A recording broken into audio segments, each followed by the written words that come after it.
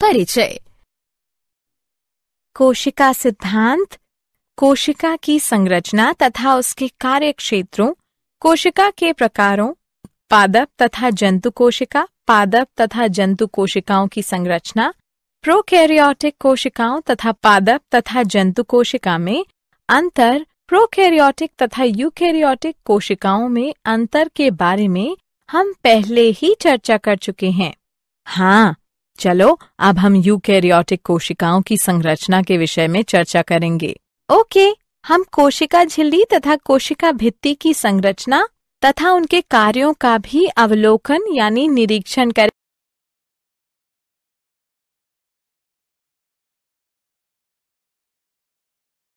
उद्देश्य। इस पाठ के अंत में आप निम्न करने में सक्षम हो जाएंगे: यूकैरियोटिक कोशिका के गुणों को जानना, कोशिका झिल्ली के गुणों को जानना, कोशिका झिल्ली के कार्यों को समझना, कोशिका भित्ति के गुणों को जानना, कोशिका भित्ति के कार्यों को समझना,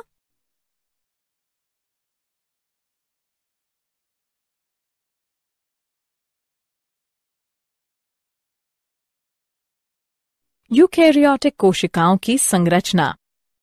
यूकैरियोटिक कोशिकाओं में स्पष्ट या निश्चित केंद्रक तथा कोशिका अंगक पाए जाते हैं। ये कोशिकाएं शैवाल यानी साइनोबैक्टीरिया को छोड़ करके कई समूहों में कवक, फंजाई तथा अन्य पौधों तथा जंतुओं में पाई जाती है। एक विशिष्ट यूकैरियोटिक कोशिका में एक कोशिका झिल्ली, केंद्रक तथा जीव द्रव्य पाया जाता है। यूकैरियोटिक कोशिकाओं में आनुवांशिक पदार्थ गुणसूत्रों के रूप में व्यवस्थित रहते हैं। यूकैरियोटिक कोशिकाओं में कोशिकीय कंकाल जैसी संरचना भी पाई जाती है।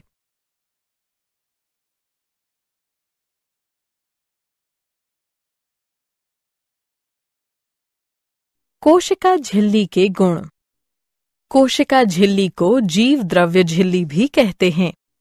यह एक जैविक झिल्ली है जो कि कोशिका यानी जीवित कोशिका के आंतरिक भाग को बाह्य वातावरण यानी निर्जीव परिवेश से पृथक करती है।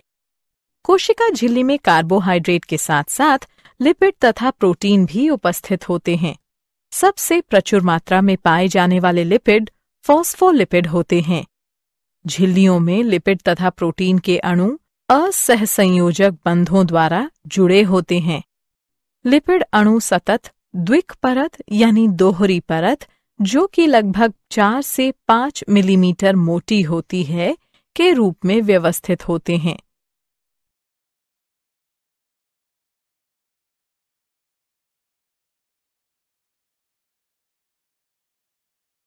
तरल किरमीर नमूना। तरल किरमीर नमूना जैविक झिल्लियों में फॉस्फोलिपिड तथा प्रोटीन के क्रम की व्याख्या करता है, जो कि 1972 में S.L. सिंगर तथा जी. निकोलसन ने प्रतिपादित किया था। जैव झिल्लियां 2 विमीय तरल द्रव्य के रूप में मानी जा सकती हैं, जहां सभी लिपिड तथा प्रोटीन अणु कम या अधिक आसानी से विसरित होते हैं। लिपिड झिल्ली के अंदर व्यवस्थित होते हैं, जिनका जल स्नेही ध्रुवीय सिरा बाहर की ओर व जल भीरू पुच्छ सिरा अंदर की ओर होता है। इससे सुनिश्चित होता है कि संतृप्त हाइड्रोकार्बन की बनी हुई अध्रुवीय पुच्छ जलीय वातावरण से सुरक्षित रहती है। लिपिड दोहरी परत जल स्नेही यानी हाइड्रोफिलिक सिरे तथा जल भीरू हाइड्रोफोबिक पुच्छ का विन्यास ध्रुवीय अणुओं, उदाहरण अमीनो अम्लों, न्यूक्लिक अम्लों, प्रोटीनों, कार्बोहाइड्रेटों तथा आयनों के विसरण द्वारा झिल्ली के पार जाने को रोकता है, किंतु सामान्यतः जल भीरू हाइड्रोफोबिक अणुओं के निष्क्रिय विसरण की अनुमति देता है। झिल्ली प्रोटीनों का एक समूह प्रत्येक झिल्ली से जुड़ा होता है, जो कि झिल्ली को उसकी विशिष्ट गतिविधियों को करने में सक्षम बनाता है। झिल्ली प्रोटीनों को 2 विस्तृत श्रेणियों यानी वर्गों में वर्गीकृत किया जा सकता है: अंगभूत यानी आंतरिक तथा परिधीय यानी बाह्य प्रोटीन। अंगभूत यानी आंतरिक झिल्ली प्रोटीनों में एक या दो खंड या भाग होते हैं जो कि फॉस्फोलिपिड में अंतःस्थापित गड़े हुए होते हैं।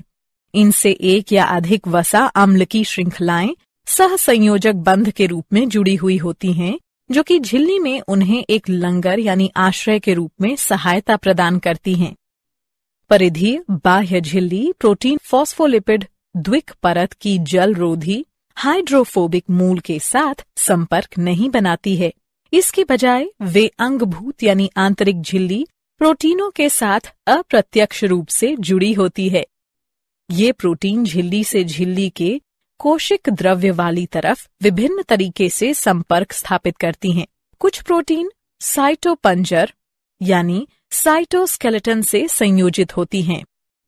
झिल्ली के बाह्य तरफ कुछ झिल्ली प्रोटीन झिल्ली बाह्य कोशिकीय जालीदार मैट्रिक्स के तंतुओं से संयोजित होती हैं।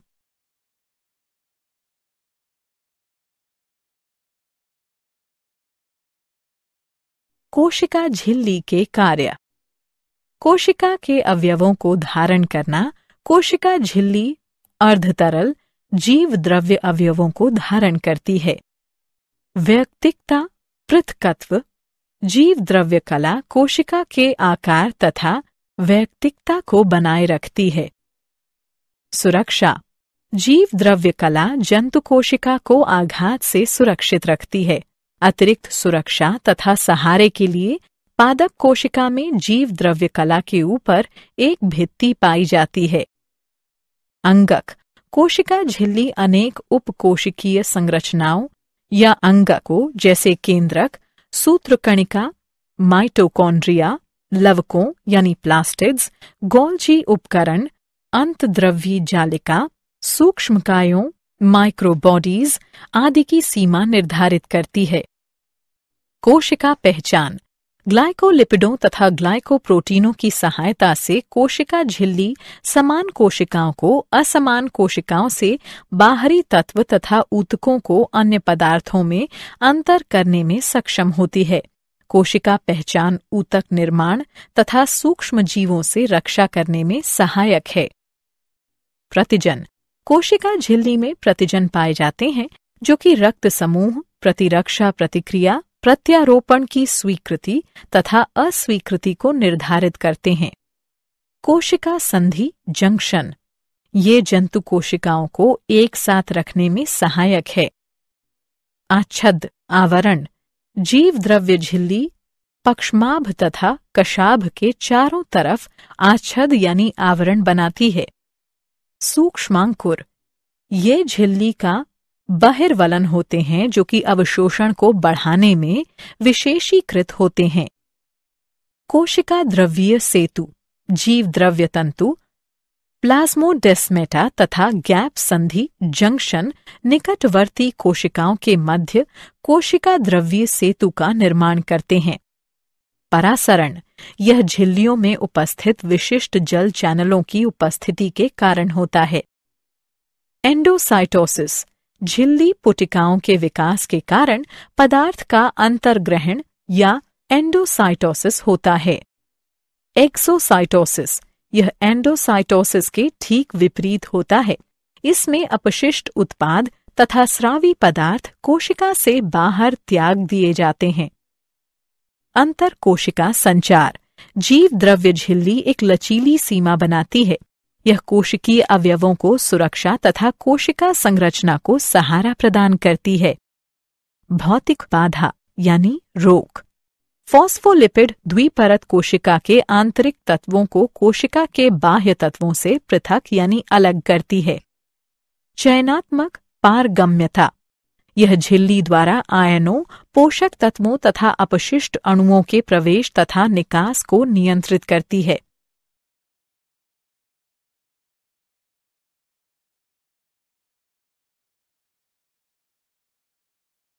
कोशिका भित्ति की संरचना कोशिका भित्ति सख्त यानी कठोर तथा प्रायः लचीली होती है, लेकिन कभी-कभी कुछ प्रकार की कोशिकाओं के चारों तरफ यह एक उभरी हुई परत बनाती है। यह कोशिका झिल्ली के बाह्य यानी बाहरी तरफ स्थित होती है तथा इन कोशिकाओं को संरचनात्मक सहारा तथा सुरक्षा प्रदान करती है। यह निस्यंदन यंत्र के रूप में भी कार्य करती है। यह पौधों, जीवाणुओं, कवक यानी फंजाई, शैवाल, कुछ जंतुओं तथा प्रोटोजोआ में पाई जाती है। कोशिका भित्ति का मुख्य संरचनात्मक घटक सेलुलोज होता है, जो कि हजारों शर्करा की इकाइयों की एक श्रृंखला है।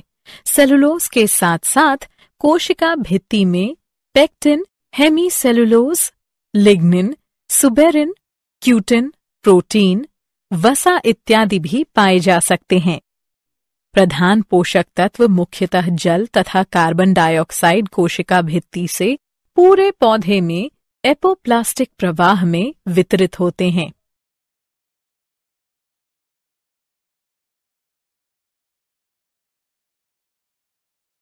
मध्य पटलिका। पादप कोशिका भित्ति को 3 क्षेत्रों में विभक्त किया जा सकता है। मध्य पटलिका, प्राथमिक भित्ति, द्वितीयक भित्ति, तृतीयक भित्ति। कोशिका भित्ति की सबसे बाह्य परत या अंतरकोशिक संरचना, जो 2 निकटवर्ती पादप कोशिकाओं की भित्तियों को पृथक यानी अलग करती है, उसे मध्य पटलिका कहते हैं। पेक्टिन मध्य पटलिका में बहुतायत रूप से पाई जाती है। पेक्टिन की आधारीय रासायनिक इकाई कार्बोहाइड्रेट तथा गैलेक्टोयूरेनिक अम्ल होती है, जो कि कैल्शियम तथा मैग्नीशियम के साथ लवण का निर्माण करने में सक्षम है। मध्य पटलिका मुख्यतः कैल्शियम पैक्टेट से बनी होती है।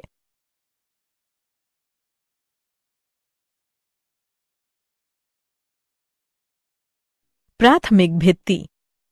एक पौधे की प्रारंभिक भित्ति ही प्राथमिक भित्ति होती है, जो कि मध्य पटलिका के भीतर यानी अंदर पाई जाती है। प्राथमिक भित्ति मध्य पटलिका की दोनों सतहों पर विकसित होती है। प्राथमिक भित्ति सेलुलोज, हेमीसेलुलोज, पेक्टिन तथा लिनिन से मिलकर बनी होती है। अधिकतर पादप कोशिकाओं की प्राथमिक भित्ति अर्धपरागम्य होती है, जो कि 30 से 60 किलो डाल्टन वाले छोटे अणुओं अथवा प्रोटीनों को ही पार जाने की अनुमति देती है।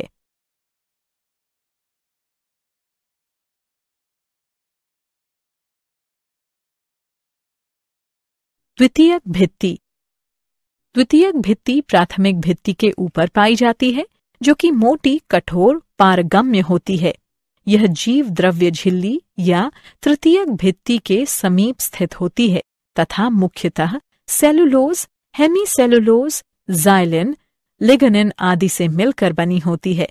कुछ कोशिकाओं में द्वितीयक भित्ति लिग्निन के साथ मिश्रित होकर काष्ठ यानी लकड़ी का निर्माण करती है।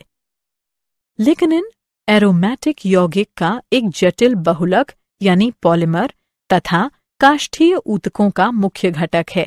कुछ कोशिकाओं में द्वितीयक भित्ति सुबेरिन के साथ मिश्रित होकर कॉर्क का निर्माण करती है तथा इसे जल के प्रति अगम्य बनाती है।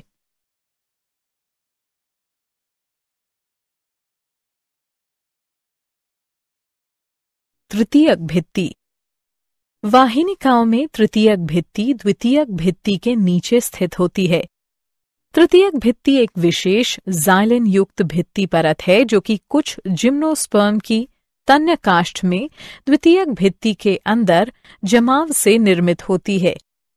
तृतीयक भित्ति रासायनिक तथा रंजन दोनों द्वारा विभेदित होती है।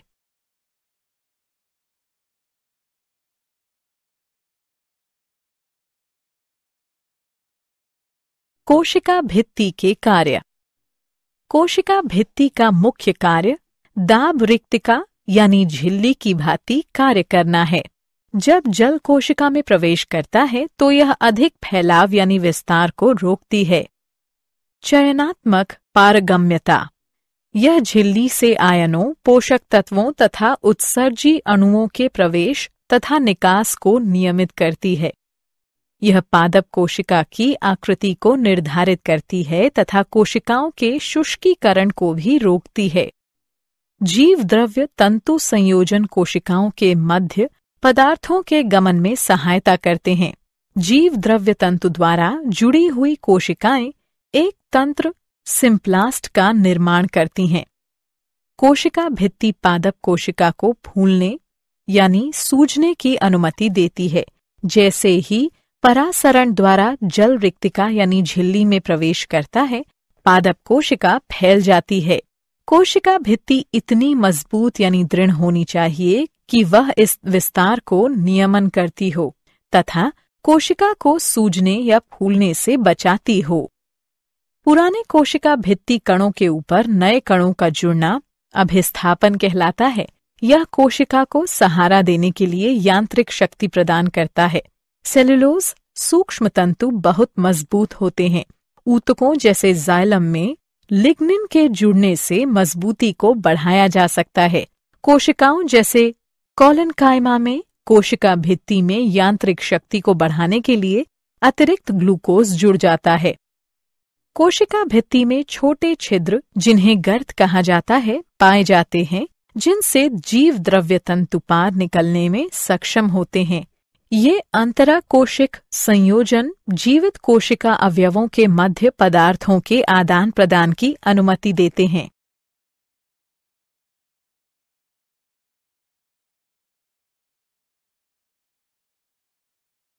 क्या आप जानते हैं 1855 में नागेली तथा क्रेमर ने कोशिका झिल्ली शब्द प्रतिपादित किया। 1931 में J.Q. प्लोव ने कोशिका झिल्ली को जीव द्रव्य झिल्ली कहा। 1935 में डैनियल तथा डावसन ने जीव द्रव्य झिल्ली का सैंडविच मॉडल प्रस्तावित किया था, जिसके अनुसार जीव द्रव्य झिल्ली प्रोटीन लिपिड द्विपरत प्रोटीन सैंडविच है। 1959 में जे. डेविड रॉबर्टसन ने सभी जैव झिल्लियों को इकाई झिल्लियां कहा था।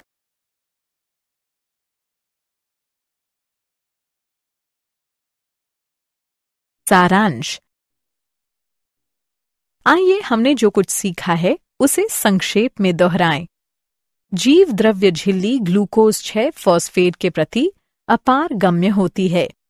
झिल्ली में उपस्थित कार्बोहाइड्रेट प्रायः शाखित ओलिगोसैकेराइड होते हैं, जिनमें 15 से कम शर्करा इकाइयां पाई जाती हैं। लिपिडों तथा प्रोटीनों के मध्य सामान्यतः सहसंयोजक बंध पाए जाते हैं, जो कि क्रमशः ग्लाइकोलिपिड तथा ग्लाइकोप्रोटीन का निर्माण करते हैं। जीव द्रव्य झिल्ली चयनात्मक पारगम्य होती है तथा कई अणुओं के परिवहन की सुविधा मुहैया कराती है। जीव द्रव्य झिल्ली कार्बोहाइड्रेट के साथ साथ लिपिड तथा प्रोटीन से मिलकर बनी होती है।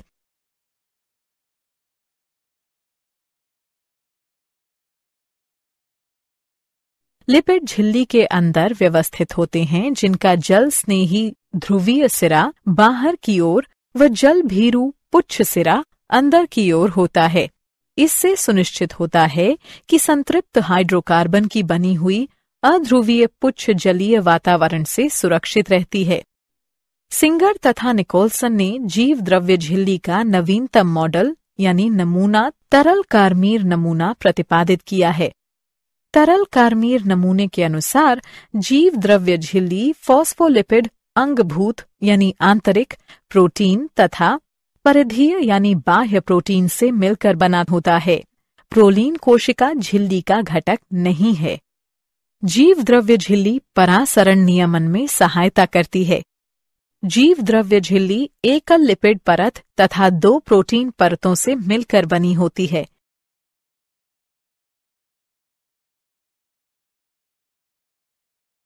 कोशिका झिल्ली में प्रोटीन P तथा लिपिड L का सही क्रम PLLP होता है। जीव द्रव्य झिल्ली में लिपिड अणु समानांतर व्यवस्थित होते हैं। ग्लाइकोलिपिडों तथा ग्लाइकोप्रोटीनों की सहायता से कोशिका झिल्ली समान कोशिकाओं को असमान कोशिकाओं से बाहरी तत्व तथा ऊतकों के अन्य पदार्थों में अंतर करने में सक्षम होती है। डेस्मोसोम द्वारा 2 जंतु कोशिकाएं एक दूसरे से जुड़ी होती हैं। कोशिका का भक्षण करना कोशिका भक्षण यानी फैगोसाइटोसिस कहलाता है। जीव द्रव्य झिल्ली पर ग्राही उपस्थित होते हैं जो कि संदेशों या सिग्नलों की पहचान तथा प्रतिक्रिया करते हैं। जीव द्रव्य झिल्ली एक लचीली सीमा बनाती है। यह कोशिकीय अवयवों को सुरक्षा तथा कोशिकीय संरचना को सहारा प्रदान करती है। फॉस्फोलिपिड द्विपरत कोशिका के भीतर तथा बाहर के तत्वों को पृथक करती है।